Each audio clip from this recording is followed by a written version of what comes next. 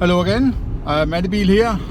I thought I would carry on from my previous video on religion. Religion is child abuse, as I called it. Just taking up the gloves there. No need to hide it away. But I thought I might give you a few examples of my experience with, let's say, religion or religious people. And it may be a longer story than I'm going on a short trip here, so maybe I will cut it up in more than one episode, 2, 3, 4, how many it needs, right? But you know, to start it off, I was never inflicted by religion from my parents or grandparents. I guess that they were sort of, if somebody pressed them for an answer, which I never saw anybody do, neither my parents or my grandparents, right? So I live in Denmark, if you don't know. Traditionally, it's a Protestant community. There are a few Catholics, I believe, but they are far between. They're more like Jehovah's Witnesses, and those there are still a few of.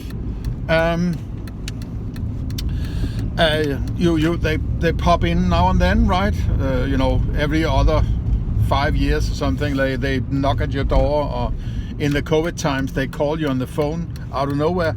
But I never saw anybody pressed for any answers of religious character. I cannot remember anybody in any part of my family. Maybe when I was a little older, the question might sort of pop up out of chance or mentioned, but it was not something that was discussed in any length of any significance, right? So I have never been abused with religion. So that's a sort of a starting point you might be interested in, right? So the first time I sort of get introduced to it is in the schools.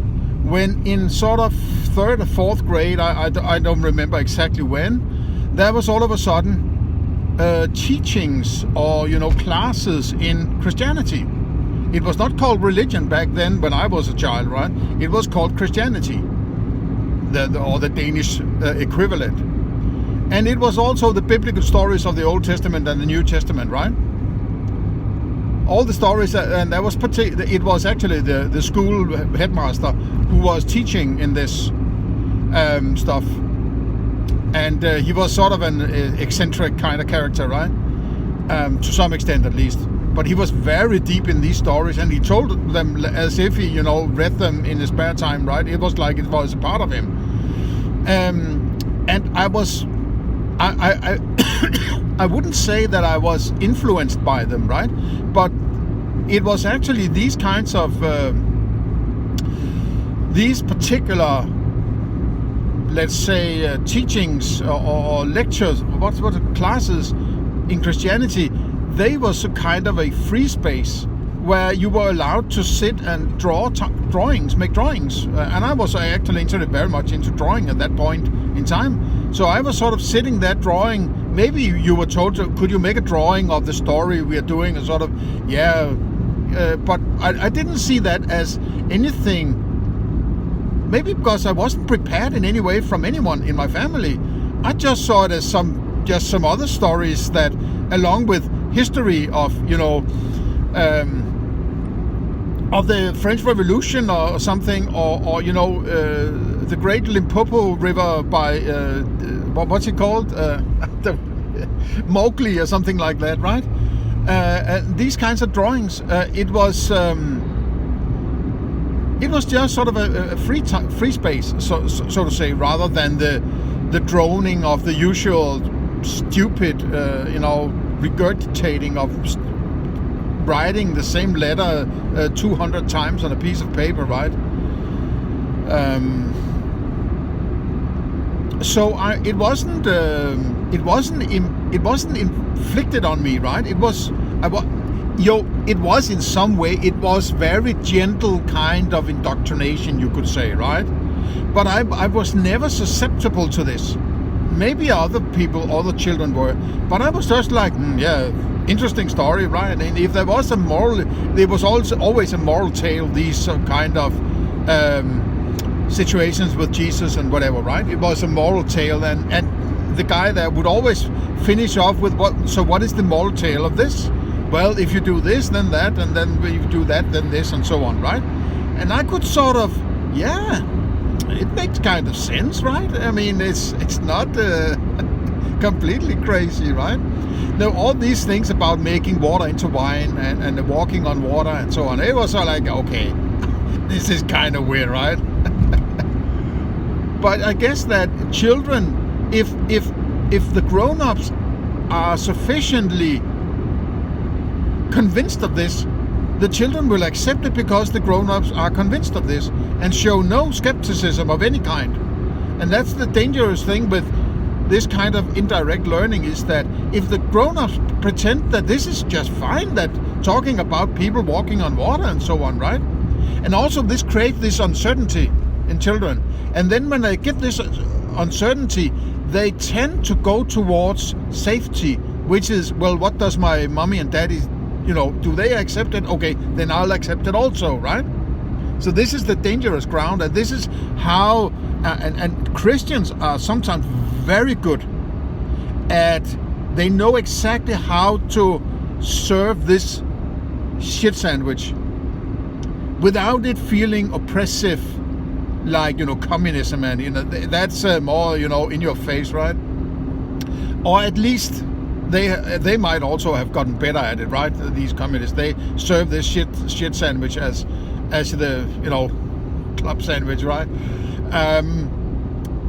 So it's the same thing. It's basically communism and religion. They are basically one of the same thing to me, right?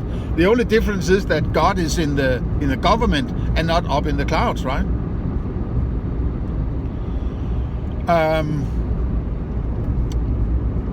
But it didn't mean that I would end up being sort of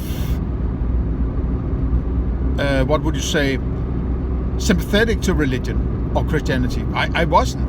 And when I got around to my 14th birthday or around, I wouldn't be confirmated or go through confirmation in order to say yes, I am a part of the church or something like that, right? And that's, I mean, in some sense, I respect that you actually get to say no, right? Though you have possibly been inflicted a lot of indoctrination into Christianity, if it's the case. So that when you get to be 14 and have to say, do you want it or not? You're going to say, I want it, because you are afraid that you're going to be kicked to the curb if you don't say yes, right? And then you have yourself said yes, and sort of this kind of pressure that, yes, you can choose, but one of the choices is just pure shit, so you're going to take the other one. And the grown-ups and the Christians, they know this, right? So, but I said no to being to confirmation. I did start out actually listening just to be sort of, I don't know if I had some kind of intellectual, I don't know, but I started listening to when you, in Denmark, when you, back then at least, when you had to go to confirmation, you were prepared by the local priest for, half a year or something, right? And the first 2 or 3 times I was there just to show the flag. And then I said, well, this is not for me. I'm not going to get confirmated anyway, so bye-bye, right? And he accepted that, right? And that was sort of the last time for a very long time that I came across any real Christians for any kind of time. So I have to stop now. But in the next part, I might go into the few times that I've actually been in clinch with Christian people. So let's take it from there in the next part. So see you later.